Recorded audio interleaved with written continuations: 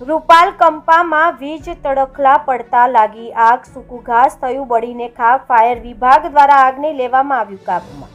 રાજ્યમાં વીજળીના તણખલા પડવાના કારણે ઊભા વાવેતર કરેલો પાક બળીને ખાખ થવા પામ્યો છે, જેના અનેક બનાવો બનવા પામ્યા છે। પ્રાપ્ત માહિતી મુજબ સાબરકાંઠા જિલ્લાના મુખ્ય મથક હિંમતનગર તાલુકામાં વીજળીના તણખલા પડવાના કારણે થોડાક દિવસ અગાઉ આ તાલુકાના બેરણા ગામમાં વાવેતર કરેલ ઘઉંના પાકમાં અચાનક વીજળીના તણખલા પડવાને કારણે વાવેતર કરવામાં આવેલ ઊભો પાક બળીને ખાખ થઈ ગયો હતો। આ બનાવ બનવાને થોડાક દિવસો વીત્યા હશે અને બીજો બનાવ તારીખ 19 માર્ચને ગુરુવારના રોજ આ તાલુકાના રૂપાલ કંપામાં આજે બપોરના સમયે એક ખેતરમાં વાવેતર કરેલા ઘઉંના પાકમાં વીજ તણખલા પડવાના કારણે આ વાવેતર કરેલો ઘઉંનો ઊભો પાક બળીને ખાખ થઈ ગયો હતો। આ અંગેની જાણ ફાયર વિભાગને થતાં તાત્કાલિક ઘટના સ્થળે આવીને આગને કાબૂમાં લેવામાં આવી હતી। રિપોર્ટર જનક જાદવ, BN ન્યૂઝ ગુજરાતી,